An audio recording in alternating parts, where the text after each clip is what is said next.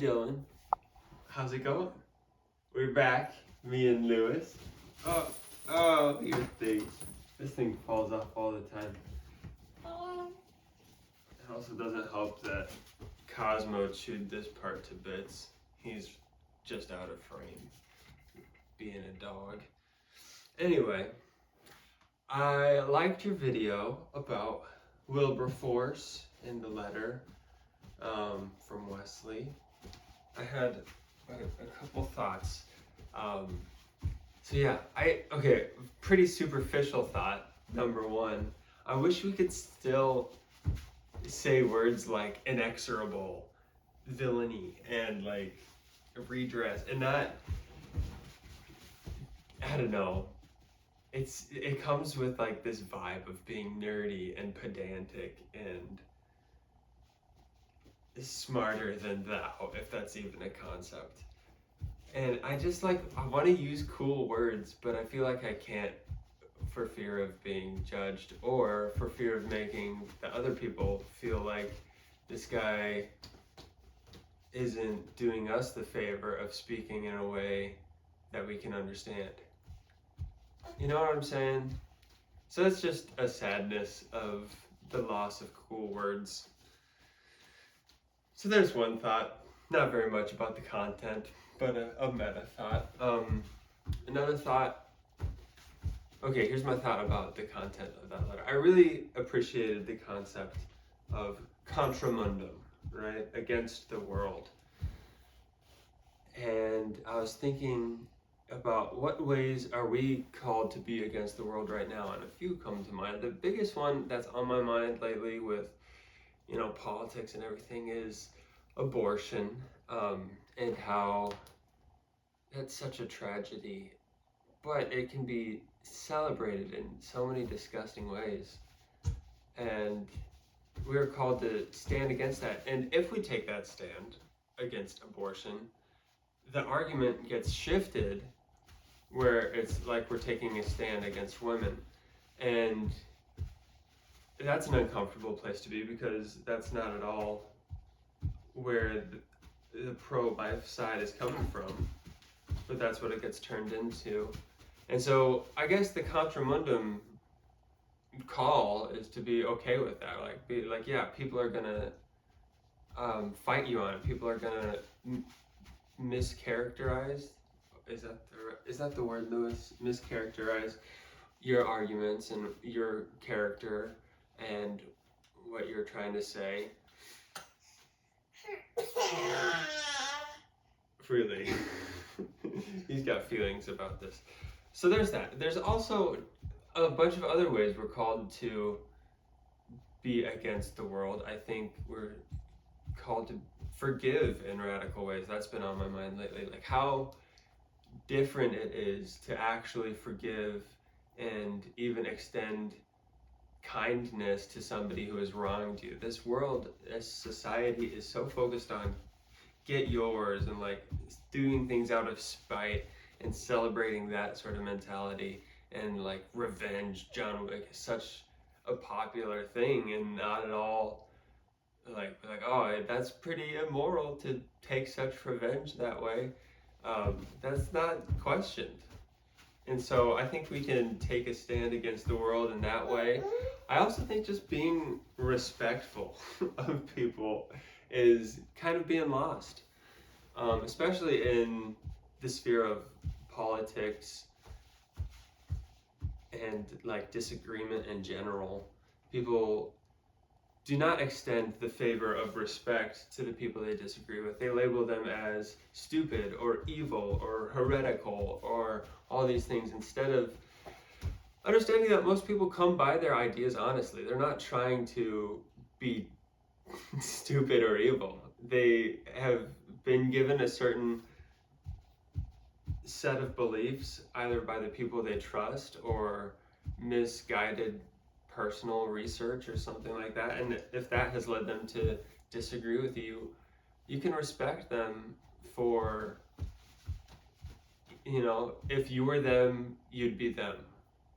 I kind of think that a lot. If you were them, you'd be them. If you had the experience they had, the childhood they had, the formational time that they had, the influences they had, you would be them. You'd act like them.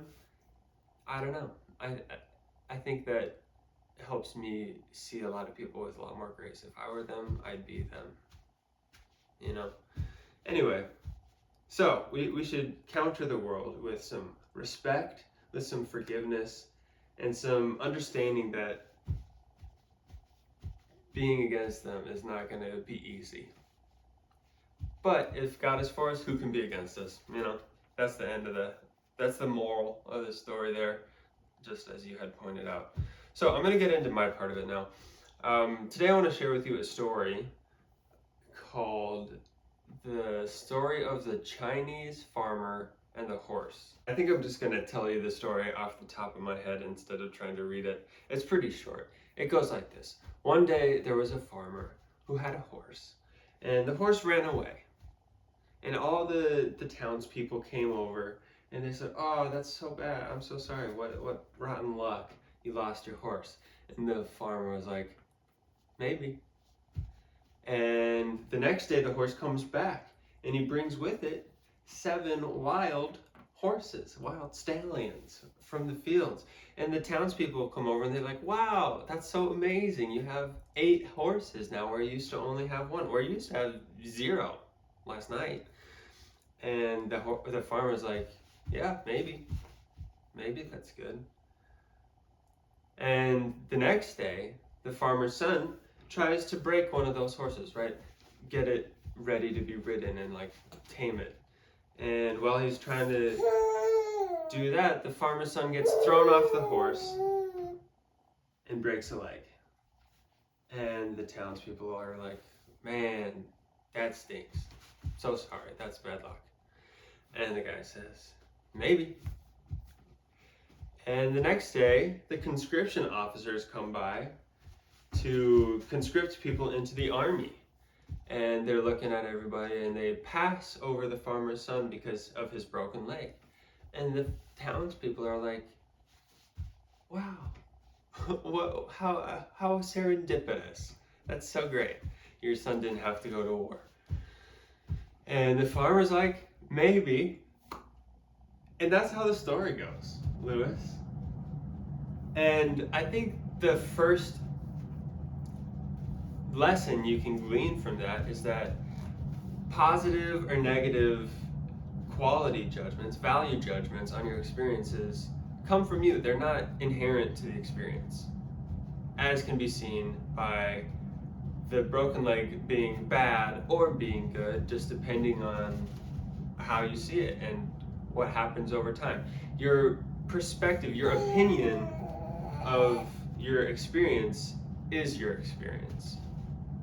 You can have a different opinion. You can make your experience better by reframing. And that's what a lot of the Stoic principles go into, like the obstacle is the way, right? Anything that's in your way is your way through, and it'll be fuel for the fire. A similar idea is grist for the mill, right? All these raw materials that you bring to the mill.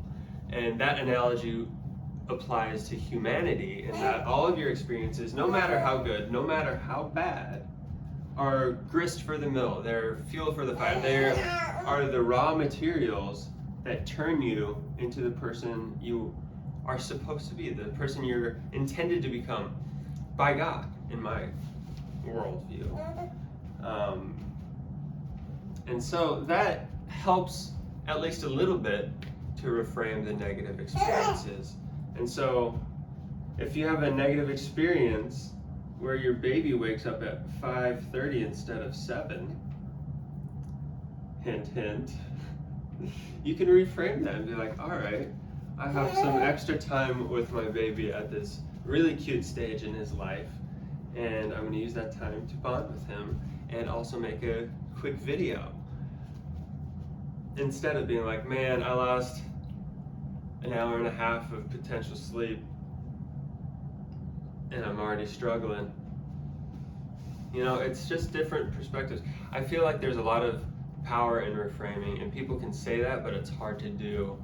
And my encouragement to y'all is to figure out what it takes for you to be able to reframe negative experiences, and then put some sort of practice into place, whether that's reminders or little post-it notes on the mirror, or whatever it might be. Figure out what it takes, figure out what works, and then try to put this reframing practice into practice. What else we got, Lewis? 1, 4, 8, 5, 2, 3. I'm not saying my real password.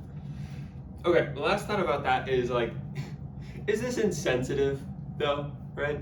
If people get cancer, if people are struggling with something really personal, really profound, is it insensitive just to be like, hey, you should be like the Chinese farmer and be like, maybe this is bad? And I have to wrestle with that. I don't know where to land with that, because I still think it's true that the power of reframing your perspective and the power of understanding that God works through suffering.